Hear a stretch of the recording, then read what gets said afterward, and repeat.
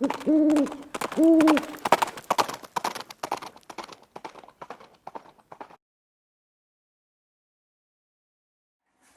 guys, it's Viejo here, and this is the first week of April in 2023. Got a nice crisp morning out here in the Central Coast area of California.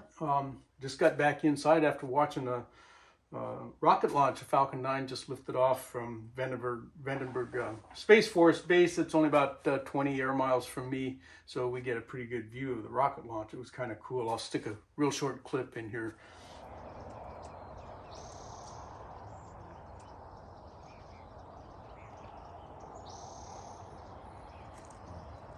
There we go, Falcon 9. We won't hear the sound for another minute.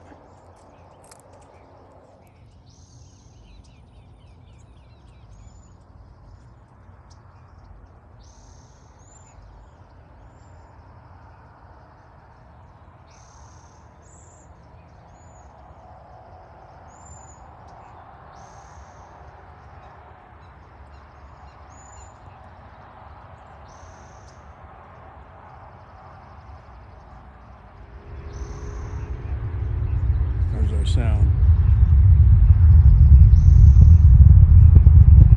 Sound just now getting here.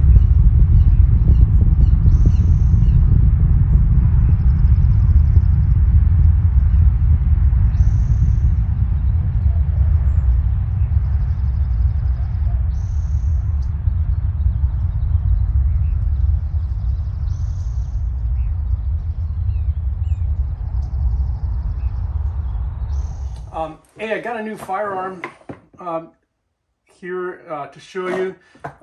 This is one I just kind of bought on a whim, actually. Saw it in the shop and brought it home. And if you know California rules, I didn't bring it home the day I saw it. You get all kinds of paperwork, and then they have to reside at the FFL for 10 days locked up before you can actually take possession of it.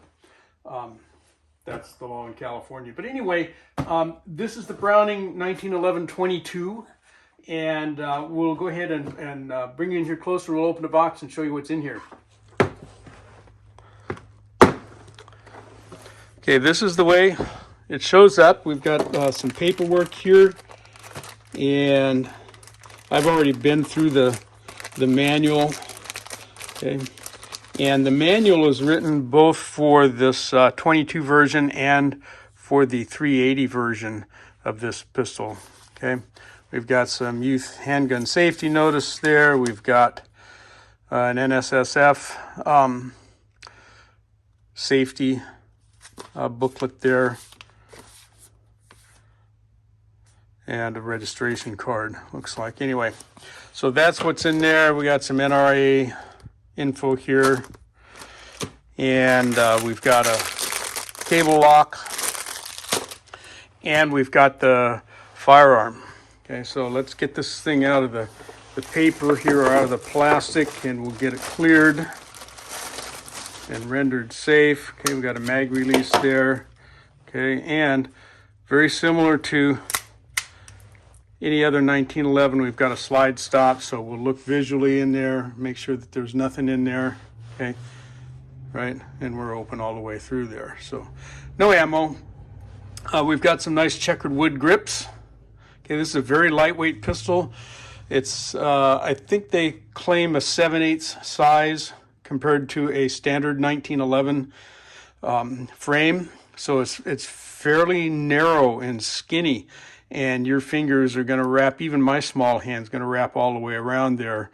So the trigger pull might be a little bit of an issue. We may end up getting more finger in there than we want to normally. But one of the nice things about it is very lightweight. It's a blowback system. Okay, barrels, okay, loose in there. Looking at the paperwork, at the manual, okay, they describe the takedown, and it's essentially the same as a standard 1911. We've got a barrel bushing, okay, on there. Okay, we've got a recoil spring plug and a spring down in here. Okay, got a safety slide stop. Okay, there's our mag release. We have a grip safety. Pretty much the same configuration as a standard 1911 would be. Let's take a look and see what the weight of this guy is. All right, I had to go online to find the specifications. They're not given in the manual. And the specs say it's a 4¼ inch barrel and that the weight is 15 ounces. So there's the weight right there at 15 ounces. If I add the magazine back in, we get right up to a pound. Okay, so pretty lightweight. That's an aluminum alloy receiver here. So as far as our other measurements here, from the top of the rear sight to the base of the magazine, we're looking at about 4¾ inches. Okay, as far as overall length goes, okay, just maybe 7¼ or so to the back of the beaver tail there. And as far as the width goes, okay, I think you can see that we're at about 3/4 inch wide on the slide. All right. And we do have a magazine disconnect. While I can release the slide here, the hammer will not come down by depressing the trigger with no magazine. So if you need to drop the hammer, okay, you have to insert a empty magazine. Then you can pull the trigger while depressing the grip safety, okay, and then ease your hammer down.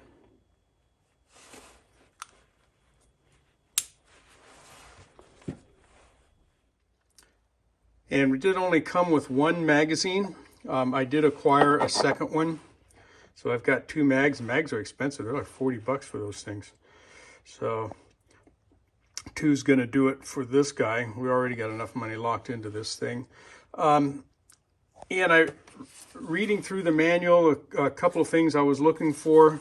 One is to see if they said anything about the type of ammo to use, and other than stating don't use anything other than .22 long rifle, they don't say anything about high velocity or standard velocity, or don't use stingers. They don't say anything like that. So we'll take a variety of ammo to the range the first time we shoot it. And they also recommend disassembly and a cleaning and a relube before you actually fire it. So I'm going to do that.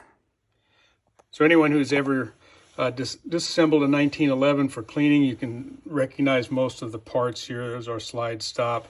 Okay, we've got a barrel bushing here that looks just like a barrel bushing on a 1911. Okay, we've got our recoil spring plug, recoil spring and guide rod, plastic guide rod. Okay, here's our barrel. Note that the barrel link is not the same as you would see on a 1911. This one is fixed. And then here's our slide itself. Okay, and if we look down in here closely, we can see some of the goo that's there from the factory. We're going to clean all that stuff off and relube it here in a minute. If we look down at these sights, okay, there's our front sight, okay, fixed. Okay, the rear sights would be adjustable for windage by drift. Okay, if you want to knock those over, we're going to find out if that's really necessary. Okay,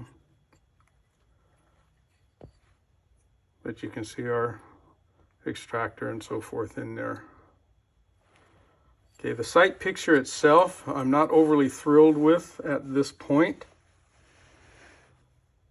Okay, that front blade is pretty tiny. See if I can give you a little bit better picture of that here. All right, and I think that against a dark target, that's going to be hard to pick up. So I may paint that front sight blade with some white sight paint. We'll see how it does first, though. All right, we got the factory oils and grease and grime removed. You see a couple pretty dirty patches. That was from down the barrel. Okay, and relubricated all the way around as per the manual's directions. So we're going to head off to the range and see how it shoots. Okay, it's about a week later, and I've been to the range twice with this little gun. After the first outing, I did go ahead and paint that front sight blade in with some white, and that definitely makes sight acquisition better. The first outing, I shot 3 different ammunitions. We shot some CCI Stingers, CCI Standard Velocity, and some Federal American Eagles.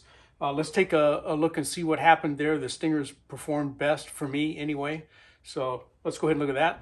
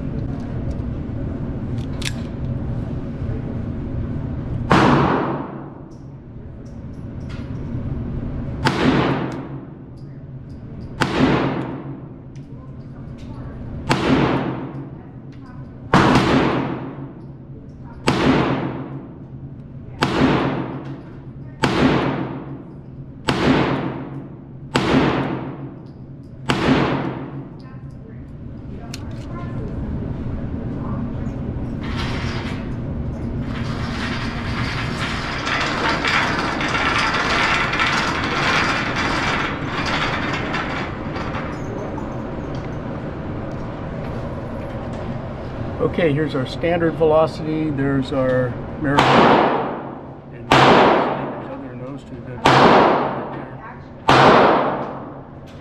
there. I think you could see the Stingers did the best job. I wasn't real thrilled with the other 2, but they weren't horrid. Okay, a lot of that's just me, of course, but definitely seemed to like the Stingers best. Okay, so then we went a second time. I'd come back home, painted that sight, went back a couple days later and shot some more. And this time I shot 5 ammunitions. One was a repeat with the Stingers, but we shot some Remington Golden Bullets, some Federal Auto Match here. We shot some Blazers, some CCI mini mags. Okay, and again, the higher velocities did well. Let's take a look at that footage.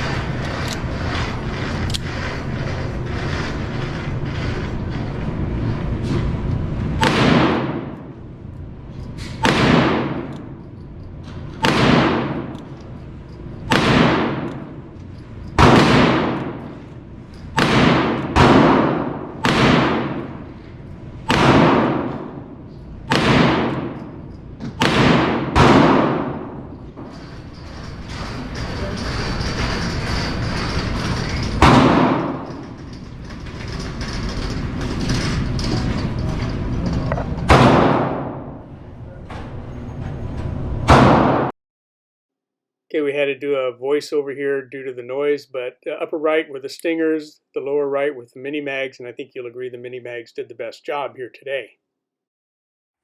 And then with all of these ammunitions, what did the best for me were my CCI Stingers and the CCI mini mags. Actually the Blazers did okay, which is good because I got a lot of this stuff. And I was pretty happy really all around with the performance. As far as the firearm itself, this gun's a lot of fun to shoot, guys. It really is. No malfunctions. I got 200 rounds through it now, no malfunctions at all. It ate everything that I gave it. Some of it shot better than others for me. The magazines are relatively easy to load. That's not a big deal at all. I was happy with how the firearm feels in my hands. It really is fun to shoot. There's no recoil, of course, with these little 22s, and it's a great firearm to practice, your trigger control.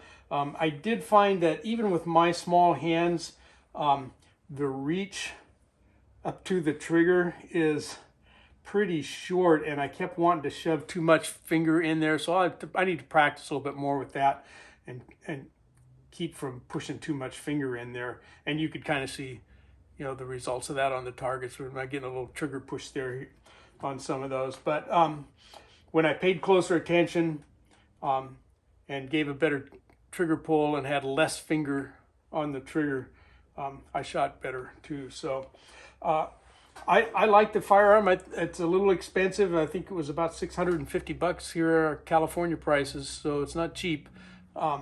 But nonetheless, well made, easy to tear down, put back together, just as simple as any other 1911 would be. Overall, I'm happy with the purchase. I think it's a fine firearm. Simple to operate, simple to take down, put back together, simple to clean, lubricate. All of those things are really, it's 1911 easy, okay? And that's great. It seems to be a good shooter if I put the right ammo in it, and it ate everything that I put through it. Some of it just shot better, and some of that was me, of course.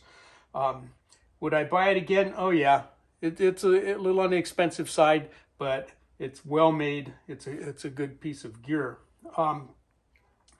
I think that probably is about enough of this particular video. I hope you enjoyed it. I hope didn't put too much shooting in there. I kind of did a lot. But from the Viejo bench, for now, that's all she wrote.